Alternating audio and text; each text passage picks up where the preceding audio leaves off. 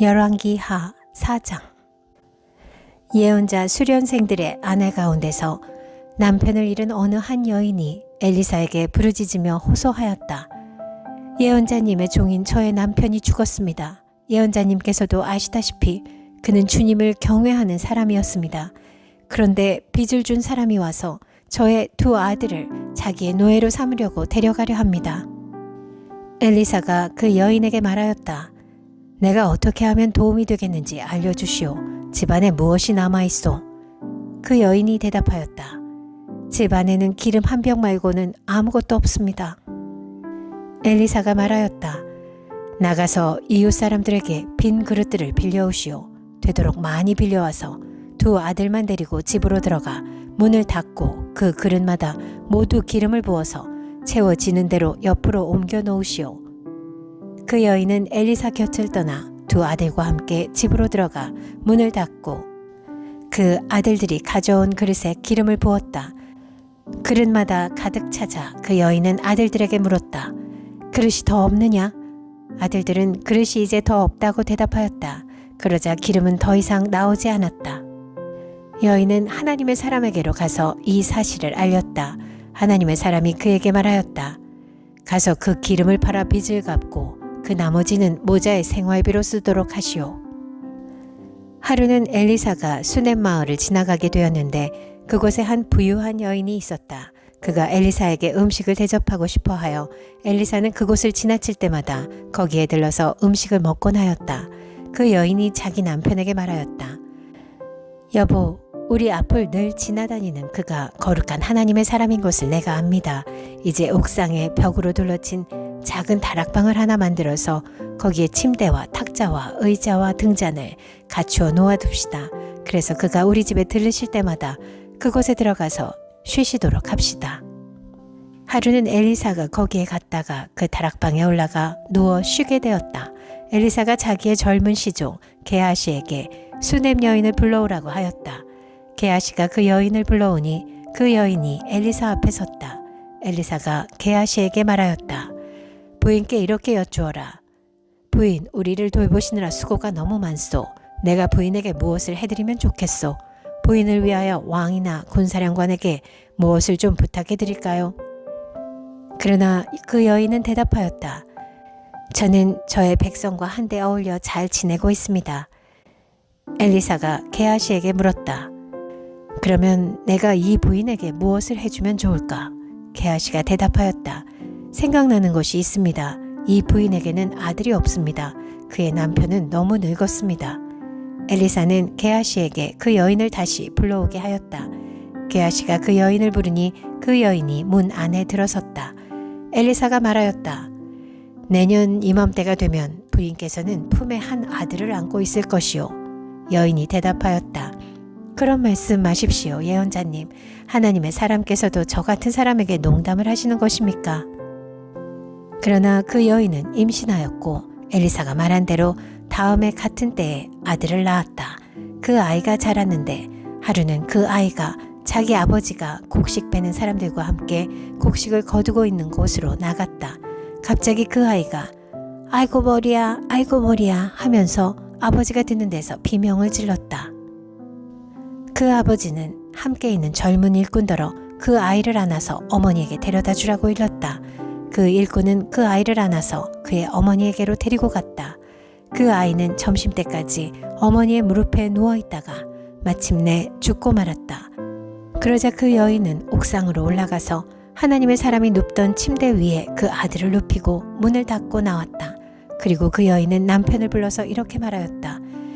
일꾼 한 사람과 암나귀 한 마리를 나에게 보내주십시오. 내가 얼른 하나님의 사람에게 다녀오겠습니다. 남편이 말하였다. 왜 하필 오늘 그에게 가려고 하오? 오늘은 초하루도 아니고 안식일도 아니지 않소? 그러나 그의 아내는 걱정하지 말라고 대답하며 나귀의 안장을 지우고 일꾼에게 말하였다. 내가 말하기 전까지는 늦추지 말고 힘껏 달려가자. 이 여인은 곧 갈멜산에 있는 하나님의 사람에게 이르렀다. 때마침 하나님의 사람이 멀리서 그 여인을 보고 그의 시종 게하시에게 말하였다. 저기 수넴 여인이 오고 있구나. 달려가서 맞아라. 부인께 인사를 하고 바깥 어른께서도 별거 없으신지 그리고 아이도 건강한지 물어보아라. 게하시가 달려가서 문안하자 그 여인은 모두 별거 없다고 대답하였다. 그런 다음에 곧 그 여인은 산에 있는 하나님의 사람에게로 가서 그의 발을 꼭 껴안았다. 게하시가 그 여인을 떼어놓으려고 다가갔으나 하나님의 사람이 말리면서 말하였다. 그대로 두어라. 부인의 마음속에 무엇인가 쓰라린 괴로움이 있는 것 같구나. 주님께서는 그가 겪은 고통을 나에게는 감추시고 알려주지 않으셨다. 여인이 엘리사에게 말하였다. 예언자님, 제가 언제 아들을 달라고 하였습니까? 저는 오히려 저 같은 사람에게 농담을 하지 마시라고 말씀드리지 않았습니까? 엘리사가 게하시에게 말하였다. 허리를 단단히 묶고 내 지팡이를 들고 가거라. 길을 가다가 어떤 사람을 만나도 인사를 해서는 안 된다. 인사를 받더라도 그에게 대꾸를 해서는 안 된다. 그리고 가거든 내 지팡이를 그 아이의 얼굴 위에 놓아라. 그러나 아이의 어머니는 말하였다. 주님의 살아계심과 예언자님의 목숨이 살아계심을 두고 맹세합니다. 저는 어떤 일이 있어도 예언자님을 떠나지 않겠습니다. 엘리사는 하는 수 없이 일어나서 그 부인을 따라 나섰다. 게하시가 그들보다 먼저 가서 그 아이의 얼굴에 지팡이를 올려놓아 보았으나 아무런 소리도 없었고 아무런 기척도 없었다. 게하시가 엘리사를 맞으려고 되돌아와서 그에게 말하였다. 아이가 깨어나지 않습니다. 엘리사가 집 안에 들어가서 보니 그 아이는 죽어 있었고 그 죽은 아이는 엘리사가 눕던 침대 위에 뉘어 있었다. 엘리사는 방 안으로 들어가서 문을 닫았다. 방 안에는 엘리사와 그 죽은 아이 둘뿐이었다. 엘리사는 주님께 기도를 드린 다음에 침대 위로 올라가서 그 아이 위에 몸을 포개어 엎드렸다. 자기 입을 그 아이의 입 위에 두고 자기 눈을 그 아이의 눈 위에 두고 자기의 손을 그 아이의 손 위에 놓고 그 아이 위에 엎드리니 아이의 몸이 따뜻해지기 시작하는 것이 아닌가. 엘리사가 잠시 내려앉았다가 집안 이곳저곳을 한번 거닌 뒤에 다시 올라가서 그 아이의 몸 위에 몸을 포개어 엎드리니 마침내 그 아이가 7번이나 재채기를 한 다음에 눈을 떴다. 엘리사가 게하시를 불러서 수넴 여인을 불러오게 하였다. 게하시가 그 여인을 불렀다. 그 여인이 들어오니 엘리사가 그 여인에게 아들을 데리고 가라고 하였다. 그 여인은 들어와서 예언자의 발에 얼굴을 대고 땅에 엎드려 큰 절을 하고 아들을 데리고 나갔다. 엘리사가 길갈로 돌아왔다. 그곳은 엘리사가 예언자 수련생들을 데리고 사는 곳이었다. 마침내 그때 그 땅에 흉년이 들었다. 엘리사가 한 종에게 큰 솥을 걸어놓고 예언자 수련생들이 먹을 국을 끓이라고 하였다. 한 사람이 나무를 캐려고 들에 나갔다가 들포도 덩굴을 발견하고서 그 덩굴을 뜯어 옷에 가득 담아가지고 돌아와서 그것이 무엇인지도 잘 모르는 채로 국솥에 썰어 넣었다. 그들이 각자 국을 떠다 먹으려고 맛을 보다가 깜짝 놀라 하나님의 사람을 부르며 그 솥에 사람을 죽게 하는 독이 들어있다고 외쳤다. 그래서 그들이 그 국을 먹지 못하고 있는데 엘리사가 밀가루를 가져오라고 하여 그 밀가루를 솥에 뿌린 뒤에 이제는 먹어도 되니 사람들에게 떠다 주라고 하였다. 그러고 나니 정말로 솥 안에는 독이 전혀 없었다. 어떤 사람이 바알살리사에서 왔다. 그런데 맨 먼저 거둔 보리로 만든 보리빵 20덩이와 자루에 가득 담은 핵곡식을 하나님의 사람에게 가지고 왔다. 엘리사가 그것을 사람들에게 주어서 먹게 하라고 하였더니 그의 시종은 100여 명이나 되는 사람들 앞에 그것을 어떻게 내놓겠느냐고 하였다. 그러나 엘리사가 말하였다. 사람들에게 주어서 먹게 하여라. 주님께서 말씀하시기를 먹고도 남을 것이라고 하셨다. 그리하여 그것을 100명이나 되는 사람들 앞에 내놓으니 주님의 말씀처럼 사람들이 배불리 먹고도 남았다. 열왕기하 5장. 시리아 왕의 군사령관 나아만 장군은 왕이 아끼는 큰 인물이고 존경받는 사람이었다. 주님께서 그를 시켜 시리아에 구원을 베풀어 주신 일이 있었다. 나아만은 강한 용사였는데 그만 나병에 걸리고 말았다. 시리아가 군대를 일으켜서 이스라엘 땅에 쳐들어갔을 때에 그곳에서 어린 소녀 하나를 잡아온 적이 있었다. 그 소녀는 나아만의 아내의 시중을 들고 있었다. 그 소녀가 여주인에게 말하였다. 주인 어른께서 사마리아에 있는 한 예언자를 만나보시면 좋겠습니다. 그분이라면 어른의 나병을 고치실 수가 있을 것입니다. 이 말을 들은 나아만은 시리아 왕에게 나아가서 이스라엘 땅에서 온 한 소녀가 한 말을 보고하였다. 시리아 왕은 기꺼이 허락하였다. 내가 이스라엘 왕에게 편지를 써 보내겠으니 가보도록 하시오. 나아만은 은 10달란트와 금 6,000개와 옷 10벌을 가지고 가서 왕의 편지를 이스라엘 왕에게 전하였다. 그 편지에는 이렇게 쓰여 있었다. 내가 이 편지와 함께 나의 신하 나아만을 귀하에게 보냅니다. 부디 그의 나병을 고쳐주시기 바랍니다. 이스라엘 왕은 그 편지를 읽고 낙담하여 자기의 옷을 찢으며 주위를 둘러보고 말하였다. 내가 사람을 죽이고 살리는 신이라도 된다는 말인가? 이렇게 사람을 보내어 나병을 고쳐달라고 하니 될 말인가? 이것은 분명 공연히 트집을 잡아 싸울 기회를 찾으려는 것이니 자세히들 알아보도록 하시오. 이스라엘 왕이 낙담하여 옷을 찢었다는 소식을 하나님의 사람 엘리사가 듣고 왕에게 사람을 보내어 말하였다. 어찌하여 옷을 찢으셨습니까? 그 사람을 나에게 보내주십시오. 이스라엘에 예언자가 있음을 그에게 알려주겠습니다. 나아만은 군마와 병거를 거느리고 와서 엘리사의 집 문 앞에 멈추어 섰다.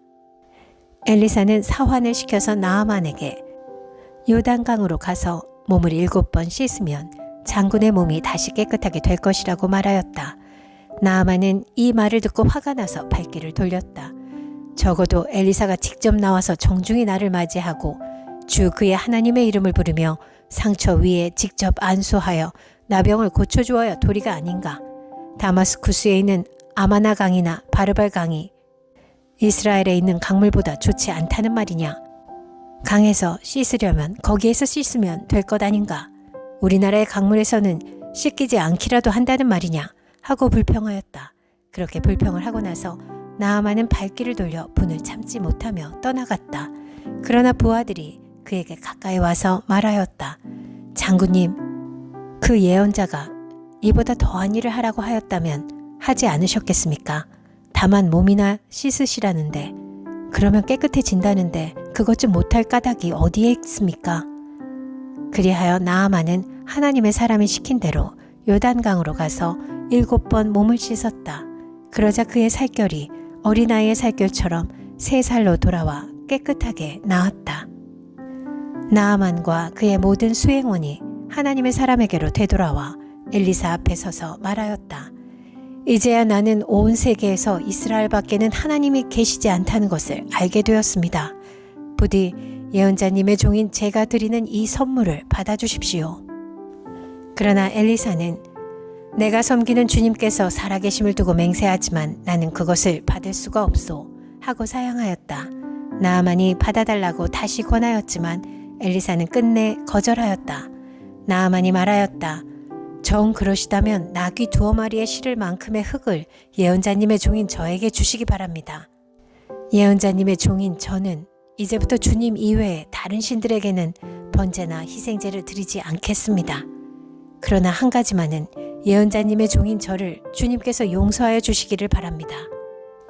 제가 모시는 왕께서 림몬의 성전에 예배드리려고 그곳으로 들어갈 때에 그는 언제나 저의 부축을 받아야 하므로 저도 허리를 굽히고 림몬의 성전에 들어가야 합니다. 그러므로 제가 림몬의 성전에서 허리를 굽힐 때에 주님께서 이 일 때문에 예언자님의 종인 저를 벌하지 마시고 용서해 주시기를 바랍니다. 그러자 엘리사가 나아만에게 말하였다. 좋소, 안심하고 돌아가시오. 이렇게 하여 나아만은 엘리사를 떠나 얼마쯤 길을 갔다. 그때 하나님의 사람 엘리사의 시종인 게하시가 이런 생각을 하였다. 나의 주인께서는 이 시리아 사람 나아만이 가져와 손수 바친 것을 받지 않으셨구나.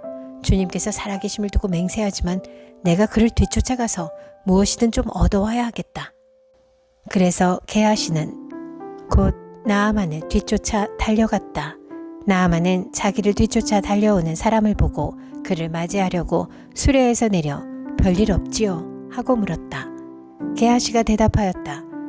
별일은 없습니다만 지금 주인께서 나를 보내시면서 방금 에브라임 산지에서 예언자 수련생 가운데서 2 젊은이가 왔는데 그들에게 은 1달란트와 옷 2벌을 주면 좋겠다고 말씀하셨습니다. 그러자 나아만은 드리다 뿐이겠습니까? 2달란트를 드리겠습니다.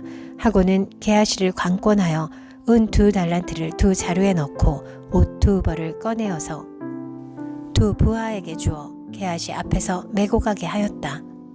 언덕에 이르자 게하시는 그들의 손에서 그것을 받아 집 안에 들여놓고 그 사람들을 돌려보냈다. 그리고 그가 들어가서 주인 앞에 서자 엘리사가 그에게 물었다. 게하시야, 어디를 갔다 오는 길이냐? 그러자 그는 예언자님의 종인 저는 아무데도 가지 않았습니다 하고 말하였다. 그러나 엘리사는 게하시에게 이렇게 말하였다.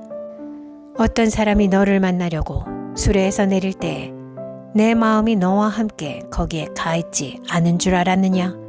지금이 은을 받고 옷을 받고 올리브 기름과 포도나무와 양과 소와 남녀 종을 취할 때냐?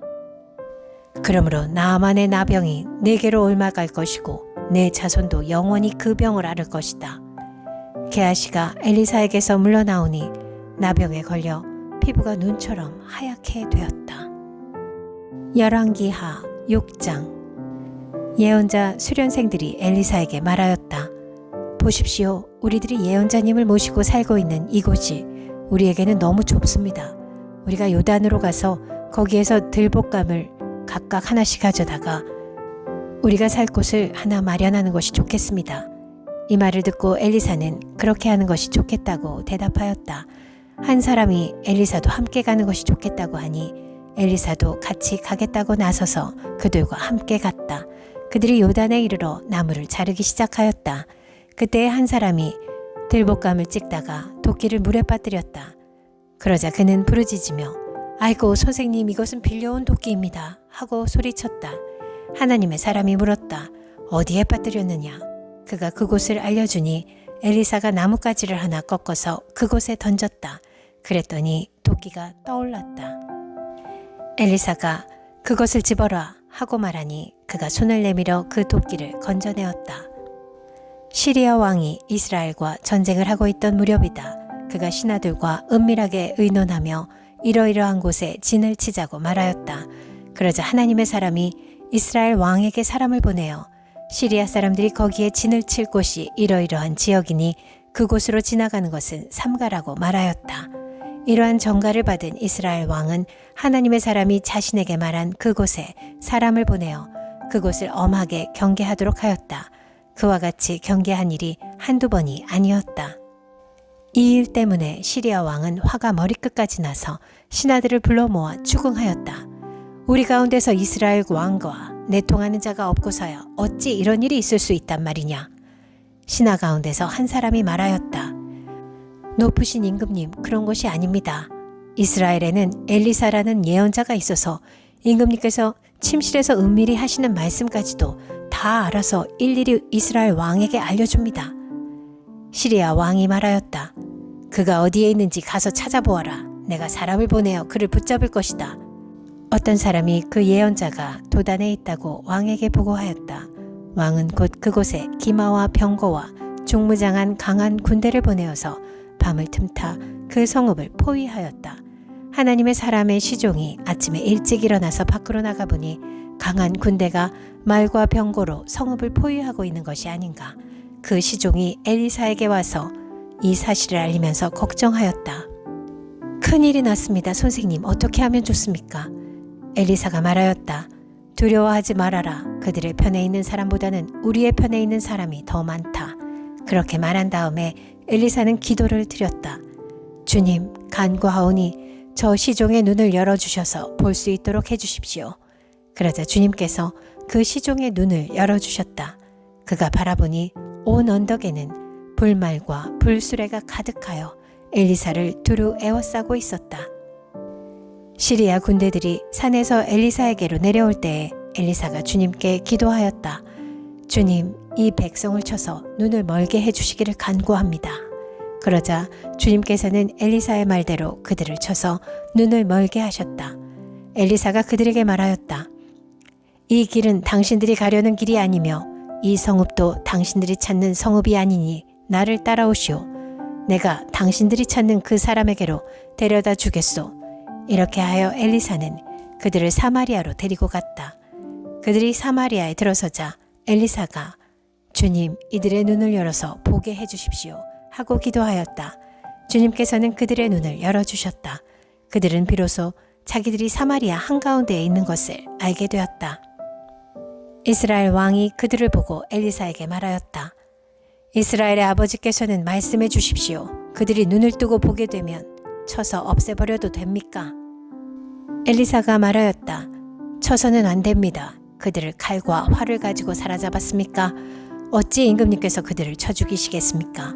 차라리 밥과 물을 대접하셔서 그들이 먹고 마시게 한 다음에 그들의 상전에게 돌려보내시는 편이 좋겠습니다.